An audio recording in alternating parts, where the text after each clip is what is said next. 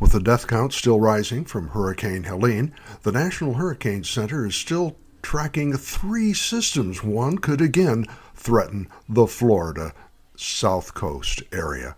So let's get inside. We've got a lot to unpack this week.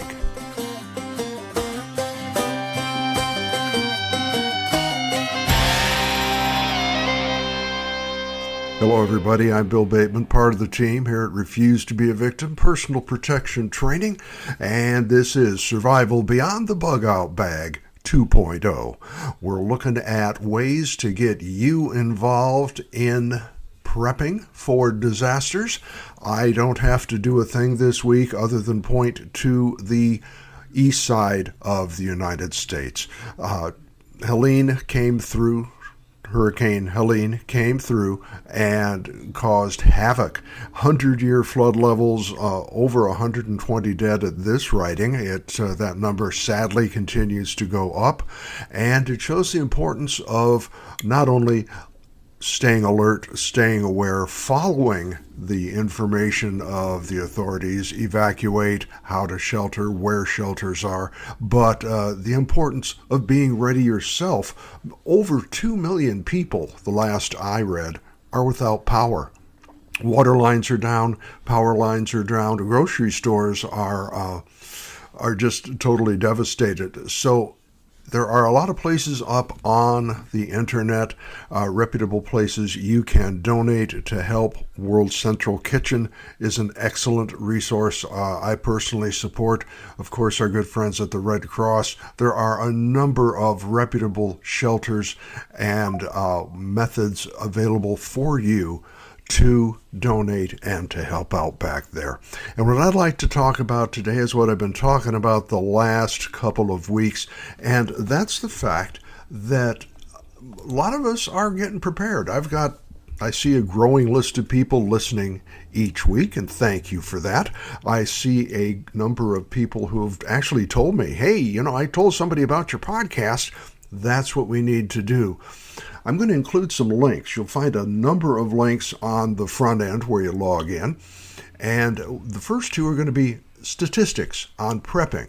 Now, one of the statistics I take umbrage with because they call it doomsday prepper statistics. And no, we're not looking for Mad Max scenarios. We're talking about things that have just happened this last week, looking at hurricanes and floods and earthquakes and things like that. Those statistics I kind of look at over the top of my glasses, but then there's another site, True Prepper, which I'm recommending to my listeners, and I always have. They've got good information on how many of us are prepping.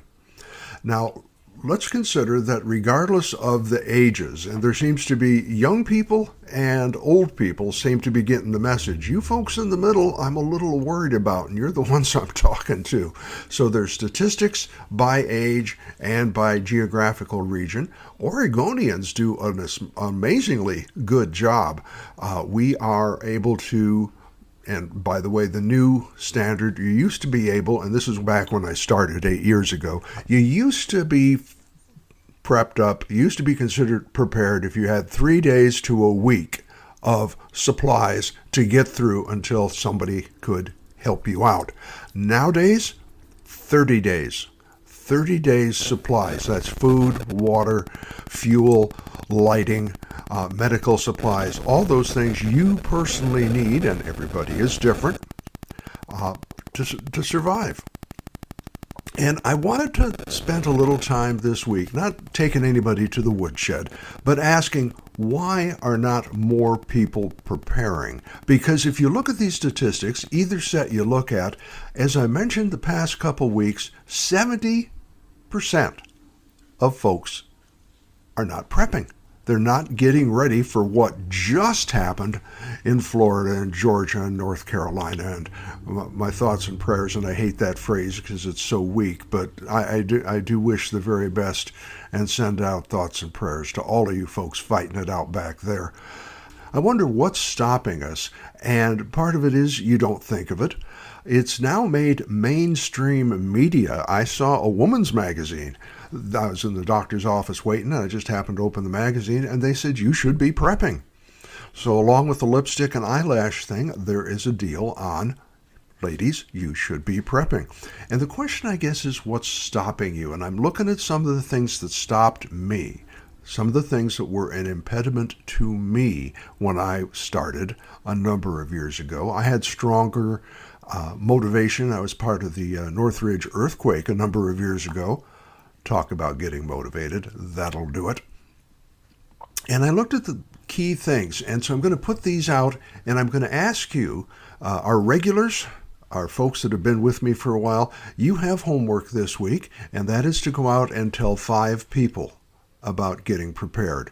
And refer them to the podcast, refer them to some websites, bring it up at church, bring it up at the bingo game when you're talking to somebody in line waiting to get the chicken wings refilled at the buffet. Yeah, it'd really be a shame if they didn't have any more chicken wings ever. Yeah. The big thing that stopped me initially was cost.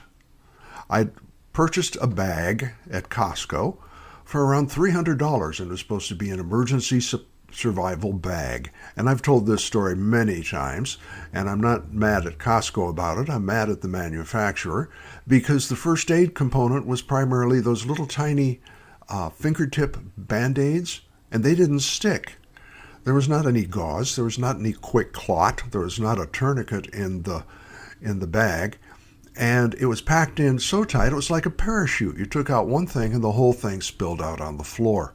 I didn't know it was in there, and to find out, I'd have to totally demolish the bag. The mindset, if you're a new person and you're thinking it won't happen here, that's a mistake. The people in North Carolina are seeing that they haven't had that kind of a flooding in, I think, over 100 years. Well, it does happen, and it can happen, and with the weather changes we're seeing, it's going to happen almost every place. Don't subscribe to the "it won't happen here," and the worst thing is someone will help me. Well, yes, we are basically good people, and someone will try and reach out and help you if they can, if they're able, if they have enough to share. You are your own first responder, and I'm going to get this tattooed on my forehead in reverse, so every time I look in the rearview mirror, I see it. You are your own first responder. It's not a case of they won't do it. It's a case of there are now so many issues, so many problems, and in something like a major hurricane or major disaster, there's just too darn many people. It's too big of a task for the system to handle. So you are responsible. It is your responsibility to become self-sufficient. It is too big a task. That, I think, for me, the cost was the first thing, looking at how much this stuff was, and then looking at how much I had to learn. And then the good thing happened. I realized I had some of those skills already, so I didn't have to learn it from nothing. I had to refresh. I had to get new information. And that's the thing I'm talking about here on this program. 8 years ago when I began, a lot of things have changed. And I'm going to give a simple example on that. In a few minutes, we're going to be talking about a little something your everyday carry, things to carry with you all the time, just in case. So we'll talk about that. But start planning now and prioritize the things you're going to need to do. That addresses the cost issue. That addresses the task by breaking it down to easy-to-manage segments. It's like eating a pizza. I can eat a whole pizza. I shouldn't, but I can. But I have to eat it a bite at a time. I'm not going to stuff the whole thing in my mouth. It ain't going to work at all. Don't expect others to help you. Be self-sufficient. We talk about being Americans, the pioneer spirit. The pioneers going across the plains, they had to do it all. The wheel broke, they had to fix it. Somebody got hurt, they had to try and help them. Same thing here. If you're in an area that's cut off by flooding, no power, no water, no food, no medical assistance can get in. It's not that they don't want to, it's just that they can't get a helicopter up because of the storm. You're it. And I have never, ever, ever wanted to have to look at a family member and go, I'm sorry, I can't do a thing for you. that would be killing. That would be crushing. So to me, it is a big task to get your stuff together. And that's the old journey of 1,000 miles starts with a single step. 8 years ago, I started taking this very seriously. I had done it previously after the Northridge experience and some bad experiences with purchases. I decided I'd take it over for myself, and that's what I recommend for you. Don't take a handful of money, because money is so scarce these days. Don't take a handful of money and throw it at a problem. You can get stuff on the internet. You can get bags. You can get bug-out survival kits. There's all kinds of different things. Look at them. Look at them carefully and determine, are these going to help me? I saw one that came full of all kinds of advanced medical equipment. If you can't use advanced medical equipment, either get the training to use it before you buy it, or don't buy that. Get things that are going to be of value to you. Because this idea of this is going to happen 5 years down the road is over. This could happen next week. Those hurricanes, I think they're calling it Hurricane Kirk out there in the Gulf, that could hit in a week and a half's time. So if you're in an area, if you're in any area, you should be thinking both short-term and long-term. What are you going to need? And we talked about those things last week: water, food, air filtration, heat, light, and your medical needs. Those are just basic things. Get a yellow pad. Start writing this down. Let me give you an example. I promised I'd talk about how things have changed in a number of years. Water.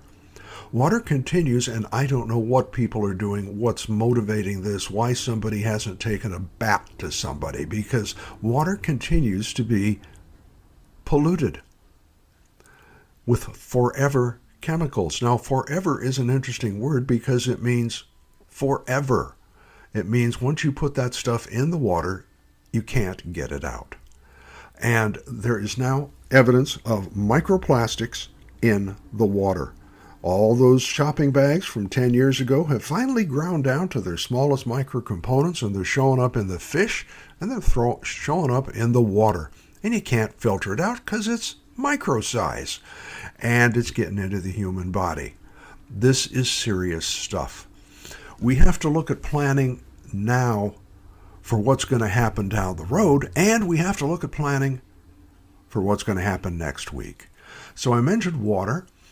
The water is continuing to be more and more polluted. The area I live in, I talked about this last week, you cannot drink out of the creek. The water is not usable. It has both farm waste and farm chemicals in it. And that's different now. It is higher concentration. Some of the crops that are being grown both legally and illegally are seeing the water systems messed up. And that takes away the idea that you're going to run out in the woods and drink out of a mountain stream. Ain't going to happen, folks. You can't do it anymore. I would say it's not total chaos yet. And one of the things they had been, and I put the link up on the front, it says water straws. And when you go to that page, there are a number of them. I have selected the Life Straw. They are, in my opinion, a very good product. I have a whole section previously on water filtration, and I have to update that. The water straws 8 years ago were a good idea. You may get a little sick, but you aren't going to hurt yourself. Water straws are of emergency preparation only.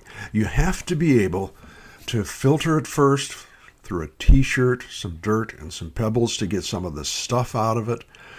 Perhaps try and boil it if you have to, and you have the ability, and then sip the water through these straws, which have membranes and treatment in it to reduce the chemicals and the toxins. Now, not all water treatment systems will reduce all things in the water. They may get the biologicals, they may get rid of the Gaillardia, which is going to give you Montezuma's revenge, but they won't help with the farm chemicals. There are several things you need to know now that you didn't before, and we're going to go there next week looking at the revision of what you need for good water. But just to have an emergency kit, and that's what started this discussion, a water straw to get you home, along with a couple of other items, can be very, very helpful, and that will fit in your pocket.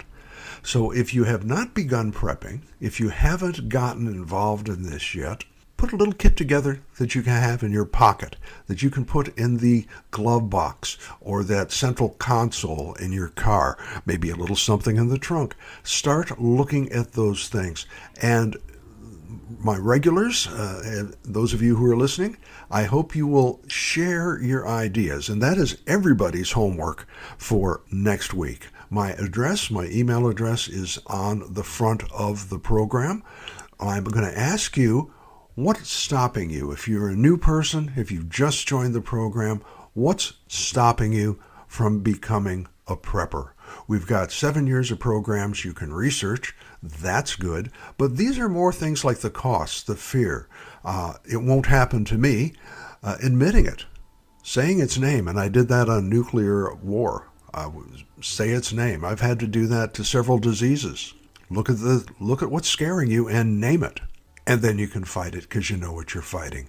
This nebulous, it's something out there. Nope. What is it? I'm afraid of cancer. Okay, now we know what we're fighting. Also, get the family involved. I've seen many, many times when one family member is gung-ho and the rest of the family are looking at him like they looked at Richard Dreyfuss in Close Encounters when he was building a big mountain out of mashed potatoes. It was like, are you crazy? It's a big task. You have to start small. It's like the pizza. Take your first bite, start planning, and you will change your plans as you go. Give me your ideas. Regulars, what do you carry for everyday carry survival? We can share that with our new people. New folks, what's scaring you? What's stopping you? Maybe I haven't mentioned it. Let's look at the things that you put trust in. Products you have had good experiences with, and I'm not afraid to list products that have had bad reviews. There have been several tourniquets that have come on the market that are like, only $8 for a tourniquet? Oh, let's stock up on these. No, never, never, never go cheap on medical supplies. These tourniquets, I have seen them, they actually turn into something like a rubber band with pressure put on them, and they just constrict the vessels and do more damage than they do good. So start getting learned up, start planning, and start sharing your information, please. If you're a new person, reach out and let me know, and especially for my regulars, folks that have been listening a long time. What have you done? What have you learned over the past couple of months, a couple of years, couple of processes? I've learned some things. I've bought stuff I wish I hadn't done, and I've talked about that, and I'll talk about it again. So let's look about that. Let's consider sharing some information. I will read your letters on the program without your name and address, of course, unless you give me permission. In case you glossed over that, I will be reading these letters on the air unless you ask me not to, and I'll just share the general information. New people, I want to hear your questions. We've been doing this a long time. We got a good team here. Look at the weather report. Look out your window. High heat is going to go away, and we're already seeing here in Oregon the temperature go from, oh my gosh, it's hot, to, wow, we got to get the heater on tonight. It's cold. Things are going to be changing. New seasons are coming. New challenges are ahead.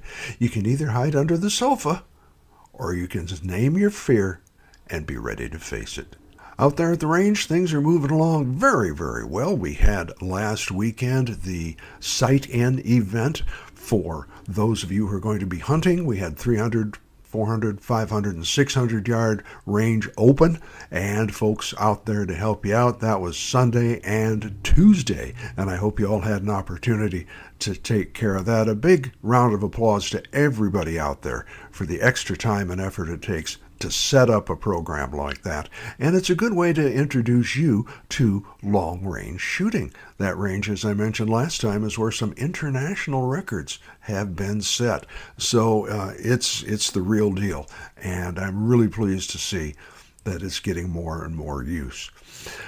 The concealed carry class, absolutely second Saturday of every month. You can register online for that, and I recommend you do. Occasionally we get really filled up, so it's a good idea. You can even register down the road if you want to maybe give away a Christmas gift certificate. Those are always available, and they don't expire. You can't trade them, and you can't cash them out, so you can't re-gift them, but gift certificates are good. So once you get your concealed carry mastery, what do you do now? And I've actually had people ask me, okay, I got my permit, now what? And that's a very valid question. There are rights and responsibilities that you need to make sure you are clear of. How to carry responsibly, how to protect your firearm. Somebody's going to grab it, try and steal it from you. How to lock it up, how to keep it safe. We go all the way back to first shooting experience, learning to clean a gun, learning to handle a gun, learning the safety rules, and we are going to addict you to safety. We take it very seriously. My favorite story is my grandfather, when I was like 8, was going to take me out shooting. I think it was 7. Who cares? It was in the 50s. And Grandpa was out there, and he started the, always treat a gun as it's loaded. Never point a gun at anything you don't want to shoot. And I kind of rolled my eyes, and I got a Denozo slap. If you ever watched NCIS, Gibbs is always smacking Denozo on the back of the head. He said, "Hey, Billy, you're going to remember this for the rest of your life, or you're going to make a terrible mistake and regret it." And you know what? Today, when I go shooting, I think of those 4 safety rules every time. And that's over 70 years ago. So, yes, Grandpa, thank you. And if for a new shooter, we can do nothing more than help you be safe and secure and prevent injuring someone else or yourself by accident, then we're making a very, very good first step. So we've got everything from non-ballistic self-defense all the way up to tactical and advanced shooting for the advanced shooters. So we are at 6800 Kershaw. We're out there in the White City area. Phone number's on the website. Please give us a visit. And it is a little difficult to get there now that Foothill Boulevard is under construction. You got to come in off 140. But you can get there, and we've got free parking and lots of entertainment. So see you at the range. See you next week. Please, I'm very serious when I ask you to send in what works for you, your tips, your suggestions, your ideas, how you got started, what things you had to overcome. So let's talk about that next week. Until then, be safe, and forward to seeing you soon.